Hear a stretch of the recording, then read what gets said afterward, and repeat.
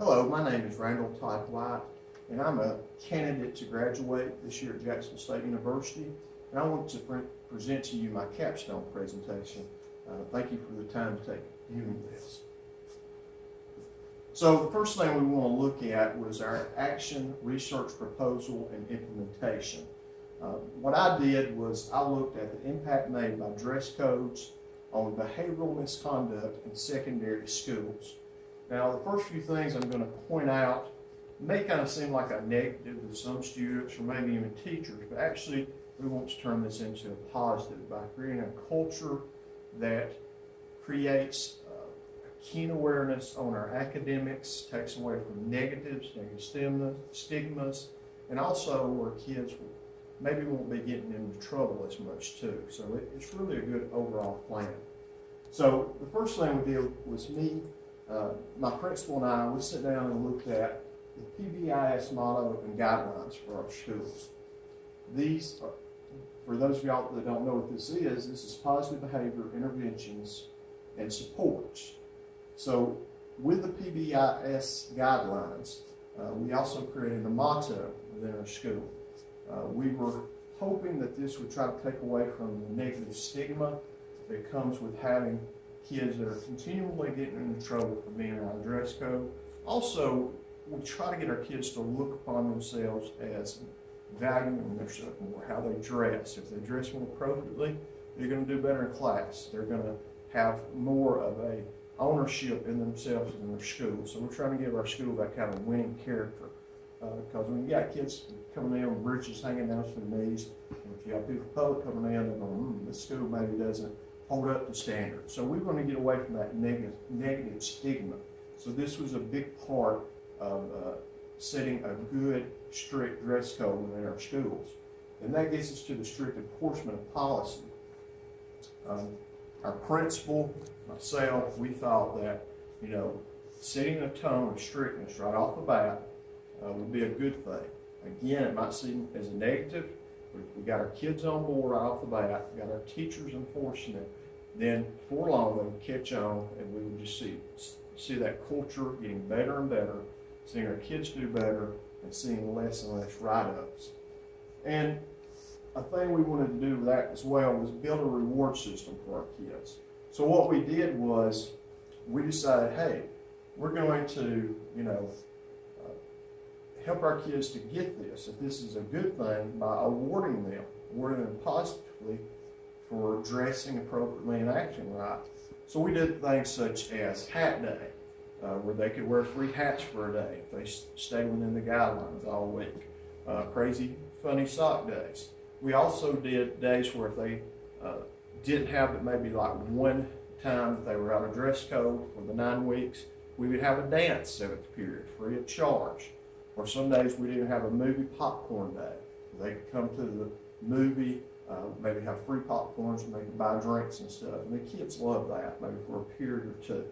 So it's really been working really well, putting those positive reward systems into place. So our action research plan proposal again. So we incorporated it into our CIP plan too, because this is part of our culture and making this a better, more positive culture for our school and a winning culture. We thought this would be good to incorporate in our CIP plan. And so far, we're really seeing our grades do really well this school year. You say, well, how can you tell that? Well, we have Scantron testing a few times a year. So far, out of our school district, out of 3 middle schools, we're by far leading in math and reading scores. And I think if we look at the county, we would probably be in the top tier of that as well. So we're really proud of that. Changing school culture, as I mentioned. We wanted kids to say, hey, if we dress good, look good, we're going to do good in class. We want our school to be known as being the best at whatever we do. And the kids are really caught on, and we're really starting to have very little dress code troubles because of it. And we're just seeing kids are taking more pride in themselves. Improvement in overall grades, as I just mentioned. We've already spoke to the teachers, we spoke to parents, and they all feel like it has really helped with their kids getting the goal that they're here to learn and better themselves. And as I said, we're seeing it in our scores, and not just our 9-wits grades, but in our Scantrons testing that we've had this year so far. Two, we're just seeing kids that they have that positive behavior, bring it every day. The ones that seem to maybe getting into trouble, getting this stigma out, things of that nature, is just kind of lifting them all up. So we're really proud of that.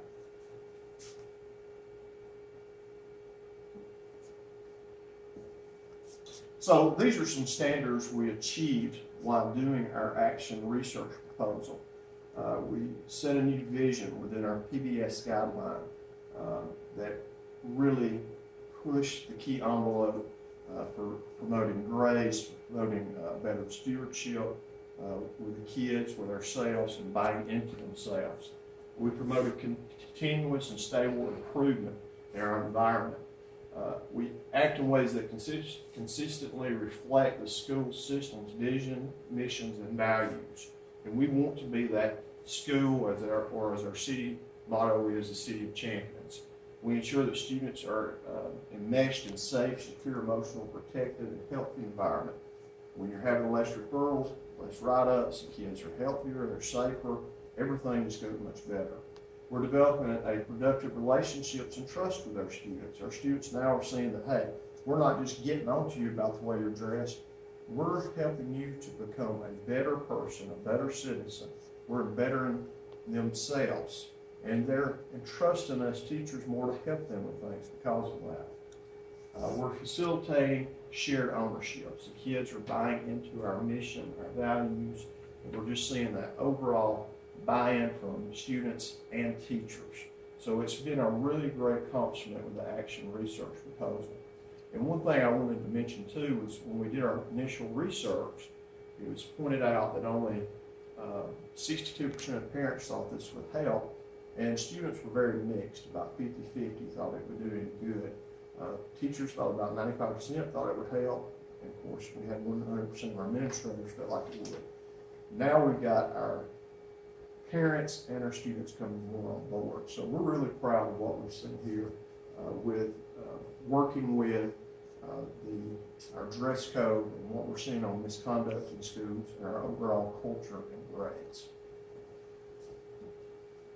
Next thing I want to touch on was ethical principles and professional norms. This was a project I did in one of my graduate classes. And the project was a group discussion and video. It's kind of in a roundtable setting. I was the presenter, but we had a lot of conversation and input. I met with school personnel, specifically like our counselor, our library media specialists, other key chair people, and our principal. We discussed FERPA laws. If you don't know what FERPA laws are, that's basically the privacy laws that we have between a teacher and a student, our administrators and students. I also looked at confidentiality, integrity, and respect. All these things are very important when you're running a school or even a teacher running a classroom. We went over examples of what maybe new teachers should look for, or even teachers that's been in it for a while maybe just forget that, we do have kids' personal value entrusted in us.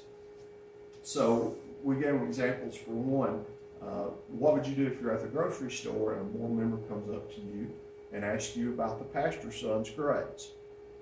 Well, you have some new teachers might be intimidated by a board member and think, I'm supposed to give that out, that information out about the pastor's son. But in reality, you probably don't need to do it that way. You probably say, hey, I'm not really supposed to give that out. That's something you would probably want to meet with that father and pastor about. If you want to talk to them, that's just something we can't give out. So, that's building that trust factor again for your students, you, and your parents and community. A need for training for new teachers. We had one new teacher in the group, and he said that he felt very much that this was a needed training for new teachers coming straight out of college into a classroom. I interviewed more new teachers. They felt it as well. Our counselor said, even her coming from a teacher wrote, the counselor wrote, that this is needed. So, this can be a great thing to really help to include in all of our training is our FERPA laws, privacy, and what professional principles and norms we should go by. Also, how are we going to get these finances to train? This is something we mentioned and talked about in the group setting. One thing I always pointed out is there is grant money out there. For instance, I've just gotten a $6,000 grant for a school to put in for technology. All I did was simply write a small little grant to our state representative. He gave us the money. I've actually been able to get about $1,000 more from a couple of county commissioners for various things in the school year. And I tell them, so the money's out there. You've just got to go after it. It's not going to come to you. So maybe we could go after those means and bring it in, because a lot of times our schools, we know, just don't have the funding they need. And we could put that and use it for this additional professional development training, which is always needed for our teachers, counselors, and administrators. So some things we touched on while looking at our ethical principle laws, our FERPA laws. Standard 9, basically all the standards in Standard 9, instructional leader promotes the success and well-being of overall student by adhering to ethical principles. So that means, we want the students, the parents to know we have them in our best interest. We're not going to give out any of their personal information, and we're going to treat them just like they're our own kids. We'd be protective of them, and they want that. We want it as the same as being personnel in the workplace. Act in an open and transparent manner. There again, we want to be able to work in a good open environment, but there's things we need to be careful of when it comes to ethical issues, and we need to be aware of those. Maintain a sense of self-awareness and attend to his or her own learning. This was another thing. We didn't want students to feel like, hey, we're going to be going out and giving your information out. Or something we pointed out in one of the examples is if you give papers back, and the ones that are folded every time have to be the failed students. So kids are going to catch on to that pretty fast. So you probably don't need to do that, or everybody's out in the community and all the kids might be talking about or making fun of those kids that didn't do so well on their tests. So that's another thing we have to think about, is those little issues that come about. Maintain a sense of visibility to be approachable to all stakeholders. We always want to maintain this approachability, but we need to know the ethic guidelines and what's going on. Act as a moral compass for our school and school system. When we're upholding the ethics, whether it's maybe a teacher knows they don't need to be out, maybe drinking out in an area where there's going to be students around, even if they're off the clock, they probably don't want to do these things. It might come back. We're looked at, as my mom and dad were educated always said, we're looked at just as high as the preachers are many times. So we've got to hold ourselves accountable. Ensure the formation of a culture defined by trust. There it goes back again, and building those trust relationships. Ensure that students are enhanced in a safe, secure, emotional, protective, and healthy environment. We don't want to bring on anything that's going to create emotional instability and unhealthy environment, whether it's keeping our kids safe in school.